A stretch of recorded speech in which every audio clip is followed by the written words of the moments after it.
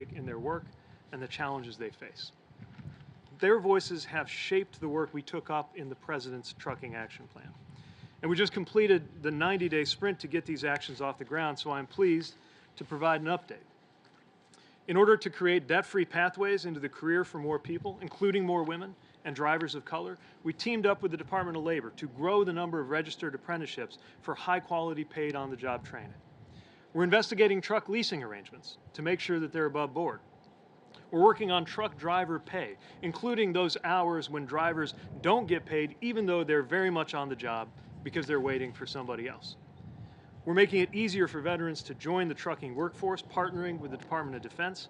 And of course, we are fixing roads and bridges across America.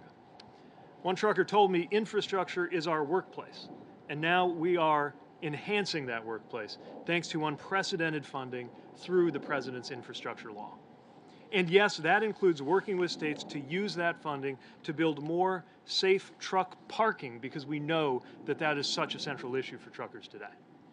These actions are going to help us recruit more drivers and, just as importantly, retain them. To help keep down shipping delays, rein in the price of goods at a time when we're fighting inflation with everything we've got, and of course, supporting these essential workers is just the right thing to do. I'm proud of all we got done in this 90-day sprint, but I promise you to the trucking community, and I promise you, Mr. President, this is just the beginning. We're going to keep our foot on the gas to deliver for the drivers who deliver for us every single day. And you're going to hear more about that shortly.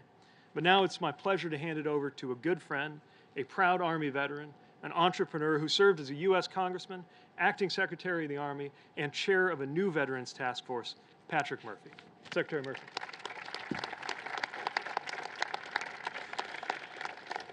Thank you, Secretary, Mr. President, and Maria. It is great to be here. I just want to begin by saying thank you to Secretary Buttigieg. For our brother and sister veterans, he is truly one of the leading voices of the 9/11 generation. So, Secretary, thank you for your leadership and that introduction. And I also want to thank the White House National Economic Council for doing phenomenal work around task force movement, which we're here today to discuss and launch. When you look at, the Secretary mentioned Lola Ann over there. Lola Ann's 8 years old. I tried to get her to say, "Go Army, beat Navy." She comes from a Navy family. Jada next to her is ready to say, she's 6. Jada's ready to say it. But Mr. President, I know you asked for a nonpartisan event, so I'm not allowed to say that, but I apologize for going off script. Me and the Secretary, it's Army versus Navy, but we're all brothers and sisters in that profession. And that profession is incredibly important to the trucking industry. In fact, that's an industry that my grandfather, when he came back from the Navy in World War II in the Pacific, came back and was a trucker with the Teamsters 107 in Philadelphia. And they drove for A&P supermarkets. And then when my dad came back from the Navy, he also joined and was a trucker, but first was a police officer in Philadelphia. But on the sides, to make ends meet, went into trucking on the weekends. And I remember going down I-95 with him in that cab. It's incredibly important. And what task force movement is all about is really to create that bridge between veterans and the trucking industry. Because for my family, it was built and survived on in that industry. It's how we got through. And I will tell you, it's that bridge that needs to be more accessible to our brother and sister veterans. It is that bridge that needs to make sure we launch this and make it happen for the next generation of truckers, whether it's Lola or Jada in the crowd. And that's what today's announcement's about. That is what this work will be for. And I will tell you, when Secretary Pete came back from Afghanistan, when I came back from Iraq, we committed ourselves to public service. We committed to be there for our brothers and sisters, to make sure that although we made it home, we need to make sure our generation has the opportunities to succeed in life. And we committed ourselves to that, and that's what this task force will do. It's about opportunity. It's about the future of America. It's about making sure America gets back to work. And today is a proud moment. But today is just the beginning to continue what you've already established, not just here in the White House, not just in the Department of Transportation, but all across America. The numbers will speak for themselves, but it is that burden, that sacred burden, for those of us who have been overseas to make sure that we give back and make it better for the next generation, for the Lolas and the Jadas. It's my honor now to introduce one of the faces of American infrastructure, one of the faces that are out there in these type of cabs out there making things happen, and that's Maria Rodriguez. So please give it up to our next speaker, Maria Rodriguez. Thank you. Hi, good afternoon. My name is Maria Rodriguez, and I am very honored to be here today. I'm currently an apprentice truck driver at NFI. My road to get to this point was very unique. I came to the United States with my parents from Venezuela at a very young age of 2. My family came here looking for a better life and to live the American dream. I always admired their hard work, dedication, and sacrifices. Even when times were tough, they kept driving forward. From an early age, I was inspired by watching my father cook. He would make masterpieces out of a few ingredients and be able to bring so much joy and happiness through his food. I knew I wanted to do the same and be a chef someday. When I was old enough, I began to work as a server in a very small restaurant.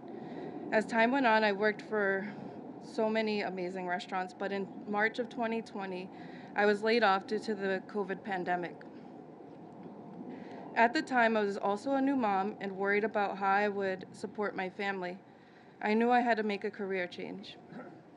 At first, I attended school to be an EMT with hopes of being a firefighter, but ultimately, the training made it difficult for me to also support my family. My significant other, Abel, and our son and I lived 2 minutes away from New England Tractor Trailer Training School, better known as NETS. We also would always watch these big 18-wheelers drive by our house. For months, I encouraged Abel to call them so he could enroll, since he was also looking for a fresh start. NETS gave him an equal opportunity, and his passion for the industry grew. He convinced me to attend as well. I was a bit intimidated in a male-dominated field, but I immediately felt comfortable at NETS. And throughout our training, different companies would come speak about their opportunities. NFI stuck out from day one with their core family value and local routes, where you're home every day. My family and home time are everything to me, so I knew NFI would be my top choice. NFI also offered the apprenticeship opportunity where once I was hired, I received hands-on training and mentorship, all while being paid while I continued to learn. Upon graduation, I applied to NFI and worked with a local recruiter, his name is Craig, who also made the application to the apprenticeship extremely easy. I signed on with NFI, and soon after, Abel did too. Abel and I went to school together, we graduated together, and now we're working and training together. I couldn't have done it without his encouragement and support, and I'm so happy that we did this together. Thank you. As I continue my apprenticeship, I love that my schedule is very consistent and I get home before my son finishes school. Through our new careers, we found a place where we can be financially stable. The trucking industry is in high demand, and there are jobs here that can support our family. As an essential part of the supply chain, I feel like I'm a part of something bigger than myself, which is very rewarding. I want to thank President Biden and Vice President Harris for leading the 90-day trucking apprenticeship program. This program has built clear paths to careers in truck driving that are fulfilling and offer endless opportunities. I feel like I leaped into this new career, and I'm so happy that I did. I hope that I can be an inspiration to other women who are thinking of joining the industry. I struggled to find a career, but I didn't give up, and now I'm a successful mom, daughter, friend, and truck driver.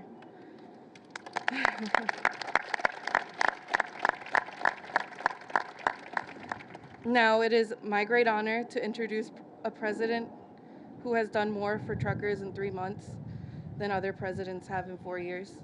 A man who has put workers first his entire life and at the center of this administration, President Joe Biden. Thank you. Great job. Thank you. You're awfully good. I think she can do anything she wants, don't you? Well, hello, everyone. It's an honor to welcome you to the White House out on the lawn here. I heard that helicopter going by. I was hoping the hell it wasn't going to land. Maria, thanks for sharing your story. And my buddy Patrick Murphy, former Assistant Secretary of the Army, as well as former Congressman. And the boy stays in shape, man. Look at him. Trying to keep up with you, sir. I tell you what, man. I want to thank you for being here, man. Nobody worked harder as a congressman or acting secretary of the Army to connect veterans to opportunity, and that's what it's all been all about for you. And I want to thank another veteran who knows a thing or two about laying the foundation for good jobs and transportation sector, Secretary Buttigieg. And he says go Navy, he says go Army. I used to say go Navy, but then my son got a Bronze Star in the Army, and I decided I couldn't say it anymore. So I just say go American Forces. Anyway, I also want to recognize he couldn't be here today, but Marty Walsh, the Secretary of Labor, and he's doing an outstanding job helping to lead this effort alongside Pete, Secretary Buttigieg. And I want to welcome members of Congress who are here today as well. Tammy, how are you, Tammy? Good to see you. Tammy Baldwin, by the way. And also Congressman Pete DeFazio. And Laura Underwood. Where's Laura? There she is, right there, right in front. Good to see you, Laura. And I want to particularly shout out to the new president of the Teamsters, Sean O'Brien. Stand up, man. I want him to see you. As they say in parts of Wilmington, Delaware, these guys brung me to the dance 35 years ago, 40 years ago. And also, I want to say a quick hi to a pal, and you've been a pal. Thank you for being here and getting things done. And in addition to all that, there's an outfit called, you probably heard of them, United Mine Workers. Yeah, well, they got the president here too. Mr. President, where are you? Where's he sitting? He was here. A lot of truckers, United Mine Workers. At any rate, folks, I spent a lot of time talking about the economy and the record-breaking economic comeback we're experiencing because of a lot of you sitting out there in those chairs. Today, I want to talk with people who are making the comeback possible. People like Maria, who you just heard from, and her son Roman, who's going pretty soon, and all those truck drivers and their families are here today. I want to thank you all to keep what you're doing to keep America moving, because that's literally what you're doing, especially these last 2 years, helping carry the nation literally on your backs. You've learned on Friday the economy created 431,000 jobs in March, a record. Over the course of my presidency, the economy has now created 7.9 million jobs. More jobs in the first 14 months than any president ever, in large part because of all of you. Not a joke. Unemployment's at 3.6%, down from 6.4% when we took office. The fastest decline in unemployment start of any presidential term ever recorded. And after a long stretch, Americans are back to work. Americans are back to work. An economy has gone from being on the mend to being on the move. And the economy we're building a strong economy. One where hard-working Americans can live with dignity, support their families, build a better life, and a better life for their children as well. All of you here today are people our economy should be built around, because you all are the people who literally make it run. That's not hyperbole. You literally make it run. I have nothing against investment bankers. They could all retire and nothing much would change. You all quit, everything comes to a halt. Think about it. I'm not joking. Think about it. Come to a literal halt. During the pandemic, a lot of Americans have been introduced to a term you all know well, and Pete used it, supply chains. A simple term. Supply chain is a journey, the journey of a product to get to a customer's doorstep. That's what it is. And during the pandemic, Those chains were interrupted. Factory closures around the world, not just the United States, around the world, caused backups and delays because of COVID. At the same time, because of the strength and speed of our recovery, Americans had more money in their pockets than they had in a long time. During the pandemic, they wanted to spend that money not on restaurants or vacations, which are now coming back as well, but on hard goods. They wanted home improvements, televisions, automobiles, things that had to be transported. The very products that slowed down by disruption of the supply chain. Demand was high. Supply was interrupted. And the recipe for higher prices and long delays. That's exactly what we saw not only here, but all around the world. So we knew we needed every tool at our disposal to address the problem. And the best way to do it was to invest in people who make the supply chain run. Trucking moves about 70% of all the goods in this country, 70%. And truck drivers are facing real challenges.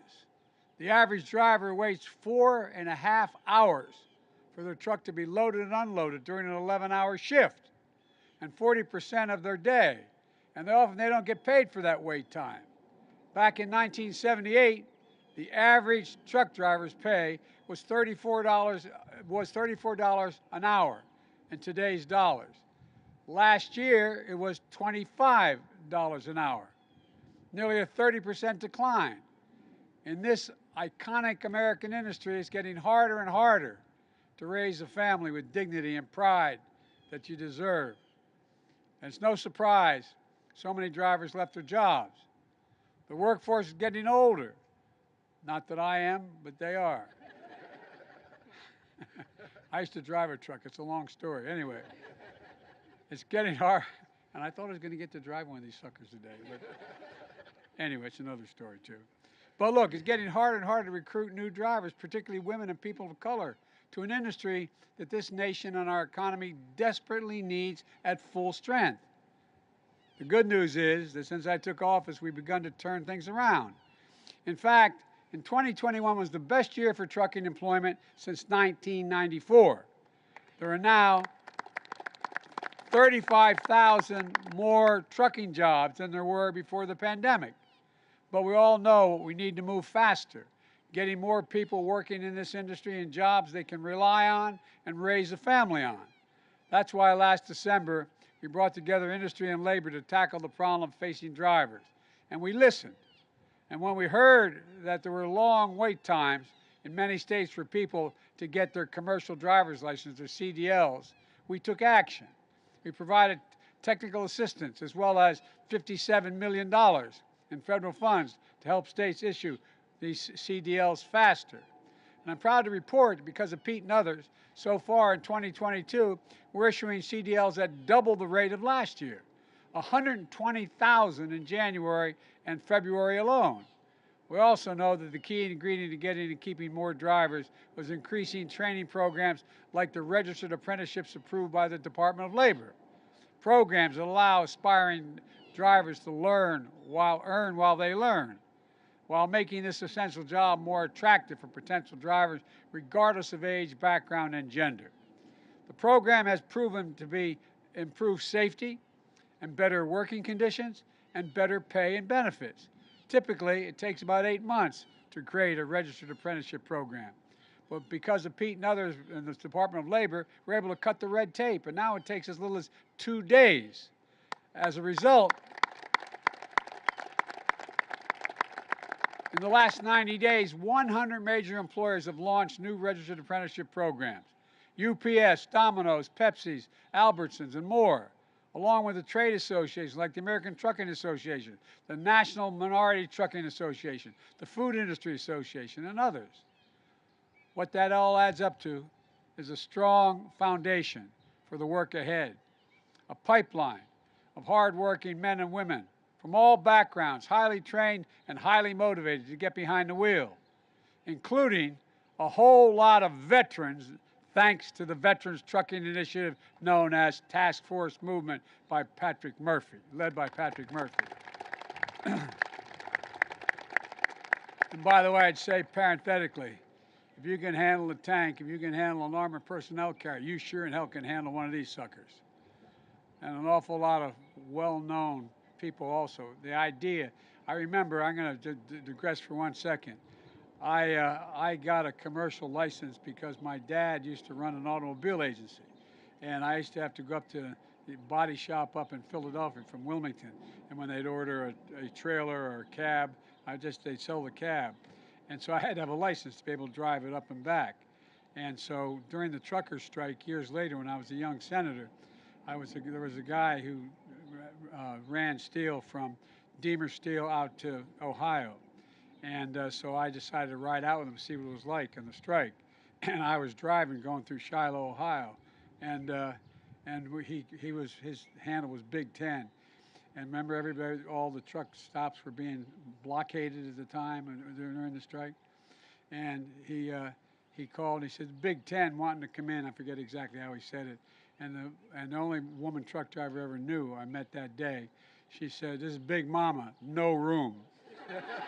Swear to God, true story. Swear to God. He said, I've got a United States Senator driving my truck. She said, I got the damn president in mind, so what? I'll never forget that. I was a very powerful guy. Anyway, that was the first woman trucker I met. But look, the labor and transportation departments are working closely with industry to tackle issues facing women in trucking, recruit and retrain more women drivers. So we can draw more Americans to work with increased wages, reduced wait times, and improved safety, and so much more. Folks, there's a heck of a lot more we have to do, a lot more we have to do. Secretary Buttigieg has laid out some of the steps we're taking to make these jobs more attractive for more Americans. And it's all centered around listening to you, the drivers. Look, we've got to keep it going. We're building a better economy around American manufacturing and American supply chains. And thanks to the infrastructure law, and it wasn't my law, it was a bipartisan, one of the few great bipartisan things we've done this year. We're making the largest investment in American roads and bridges since literally the creation of the interstate highway system.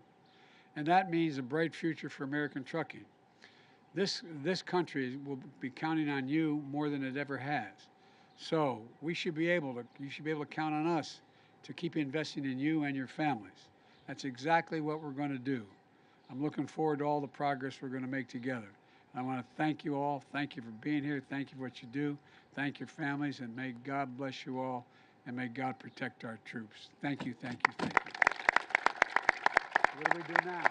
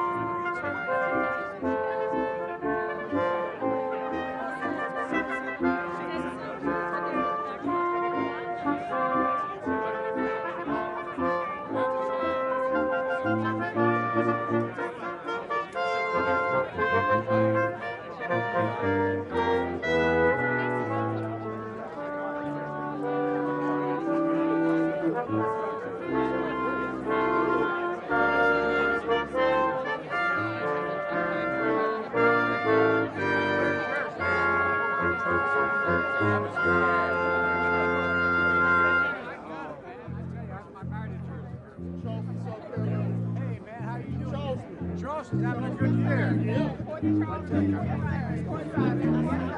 I was just for the woman submarine, Virginia-class sub, the USS Delaware. I tell you guys have a hell of a there was a guy named Thomas